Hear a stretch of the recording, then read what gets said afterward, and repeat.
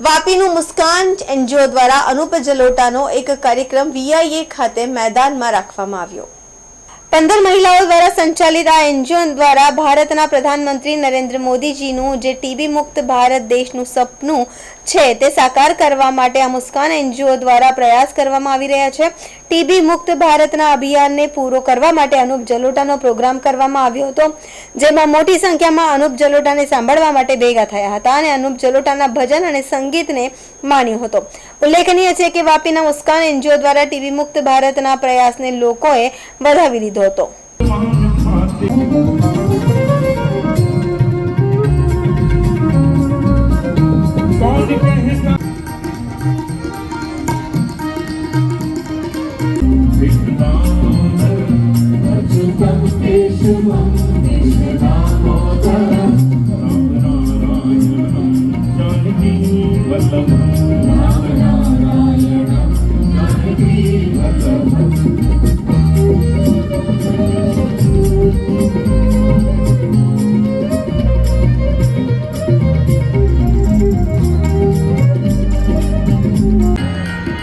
बचपन बीता खेल खेल में भरी जवानी सोया, देख बुढ़ापा अब तो सोचे क्या पाया क्या खोया। देख बुढ़ापा में राम चंद में राम, रोम रोम में राम रे राम सुमिर ले ध्यान लगा ले, छोड़ जगत के काम में बोलो राम बोलो राम राम राम बोलो राम।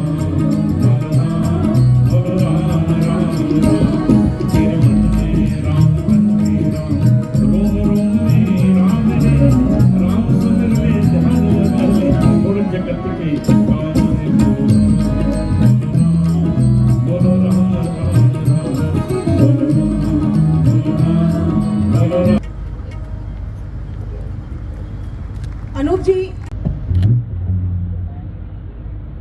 मुस्कान परिवार का एक हिस्सा है, डायरेक्टली इनडायरेक्टली, और फूलों का पुष्प गुच्छ देकर लक्ष्मी जी स्वामी मान कर दीजिए।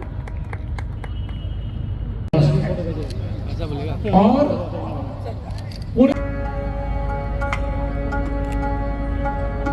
कि हमारे देश में जो एनजीओज हैं वो बहुत बड़े बड़े काम कर देते हैं।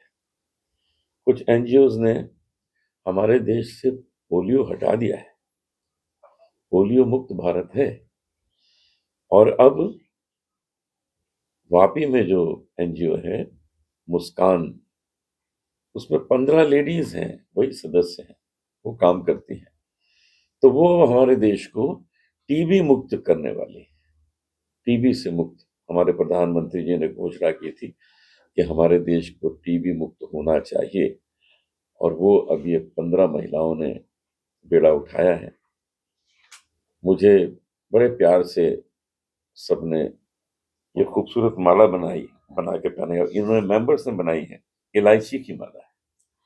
तो मैं तो कभी पान वान खाने का मन होगा, ये इलायची उसमें डाल दूंगा। तो मैं धन्यवाद देना चाहता हूँ मुस्कान के सभी सदस्यों को कि आप लोगों ने मुझे इतने प्यार से यहाँ बुलाया है और एक इतने अच्छे काम के लिए बुलाया है, जिसमें हम अपने देश के प्रधानमंत्री जी की जो इच्छा है वो भी पूरी कर रहे हैं, साथ साथ राष्ट्र हित का काम कर रहे हैं। देश में बीमारियां गांव-गांव में, शहर-शहर में फैली हुई हैं, आप सभी जानते हैं। उससे जो लोग कर पाते हैं इलाज कर लेते हैं, कुछ है जो नहीं कर पाते हैं, तो क्यों ना इन बीमारियों को जड़ से हटा दिया जाए। उसी के लिए मुस्कान भारत को टीबी मुक्त भारत बनाने जा रही है। तो इसके लिए मैं मुस्कान को बहुत बहुत बधाई देता हूँ, शुभकामनाएं देता हूँ कि वो जल्दी इस काम में सफल। हमारे प्रधानमंत्री जी ने जब वहाँ प्राण प्रतिष्ठा संपन्न की, तो उसके बाद ये 2 पंक्तियां जो मेरे मन में आई, भूरे सिंह जी की लिखी हुई है। काशी बदली अयोध्या बदली, काशी बदल गई है, भव्य हो गई है, अयोध्या स्वर्ग जैसी हो गई है। काशी बदली अयोध्या बदली, अब मथुरा की बारी है, अब मथुरा की बारी है, राम खड़े हैं लिए धनुष अब बंसी बजने वाली है, बंसी बजने वाली। आप तो मथुरा की हैं, हाँ जी। आपके शहर का जिक्र हो गया इसमें। देखिए हर चीज में चेंज आ गया है, तो संगीत में भी चेंज आएगा, श्रोताओं में चेंज आएगा। हम लोगों की पॉजिटिव और उसमें पॉजिटिव है, इसको पॉजिटिव मानना चाहिए, क्योंकि जितने भी डेवलपमेंट्स होते हैं उन सबको पॉजिटिव मानना चाहिए। ये नहीं सोचना चाहिए कि पुराना ढंग बदल गया। हम लोग नए तरह के कॉलर पहनने लगे, शर्ट पहनने लगे, टी शर्ट पहनने लगे। पहले ये सब कहाँ था, बेल बॉटम थी, अब जीन्स पहनने लगे हैं। पहले संगीत धैर्यता से सुना जाता था, एक एक घंटे क्लासिकल सुना जाता था, आलाप सुना जाता था। अब 20 मिनट में कहते हैं जी एक राग गा दीजिए, सुना दीजिए। तो कॉम्पैक्ट हो गया है सब। अब ये कॉफी भी जो है 1 मिनट में बन के तैयार हो जाती है, पहले तो आराम से बनाई जाती थी। तो हर चीज जो है वो इंस्टेंट और कॉम्पैक्ट हो गई है। तो धैर्यता की कमी के कारण संगीत में भी फर्क पड़ा है। अब जो संगीत है वो बहुत आराम से चैन से सुनने वाला नहीं रह गया है। लेकिन हमने जो अभी तक उसको मेंटेन किया है, हम आज भी शास्त्रीय संगीत गाते हैं, वैसे ही भजनों को गाते हैं, वैसे ही गजलों को गाते हैं। तो हमारी कोशिश है कि हमारी तरफ से इसमें कोई चेंज ना हो। जो लोग ट्रेडिशनल म्यूजिक तरीके से सुनते हैं, हम उनको आज भी वैसे ही सुनाएं। नहीं नहीं, वो तो बहुत आसान था। वो बिग बॉस का जिक्र किया, मैं आपको बता दूं कि बिग बॉस तो बहुत आसान काम था कि बस बिग बॉस में चले गए और 1.5 महीना मस्ती करते रहे। दुनिया से कोई मतलब ही नहीं था, ना अपने पास फोन था, ना कोई अखबार, ना टीवी, ना घड़ी, समय का भी पता नहीं। तो 1.5 महीना मुझे वहाँ पेड हॉलीडे मिला, पैसे भी दिए उन्होंने और 1.5 महीने मुझे मस्ती भी कराई। तो ऐसा हॉलीडे मिल जाए तो मैं दोबारा चला जाऊँ, बुलाए तो फिर चला जाऊँ। देखिए कुछ चीजें तो स्क्रिप्टेड होती ही हैं। जैसे उसमें एक हमारा एक सीन बनाया था कि हम बैठ के वहाँ गाना गा रहे हैं, तो वहाँ हारमोनियम भी रखा हुआ। हारमोनियम वहाँ होता ही नहीं है, हारमोनियम लाया गया विशेष रूप से सेट बनाया गया। तो वो सब स्क्रिप्टेड छोटी छोटी चीजें होती हैं, लेकिन ज्यादातर वहाँ जो चीजें हैं वो वहीं पर उत्पन्न होती हैं।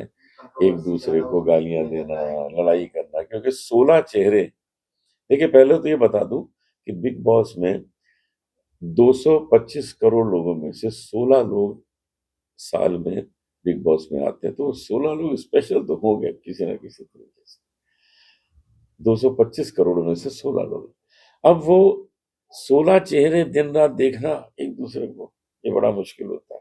2-4 दिन तो लोग बड़ी अच्छी तरह मिलते हैं, हेलो हाय कैसे हो क्या है, और 2-4 दिन के बाद उनके अंदर का जो कंस है और रावण है वो बाहर आने लगता है, और लड़ाइयाँ गालियां ये सब शुरू हो जाती है। लेकिन मैं तो जैसा हूँ मैं वैसे ही वहां भी था। मेरा किसी से कोई झगड़ा नहीं, सबसे प्रेम से बातें। सुबह उठ के मैं अपना योग अभ्यास कर रहा हूँ, रियाज कर रहा हूँ। मैं तो वहाँ लोगों को संगीत भी सिखा रहा था। तो मेरे लिए तो बिग बॉस बहुत अच्छा एक्सपीरियंस था। मुझे फिर से भेज दीजिए, मैं फिर से चला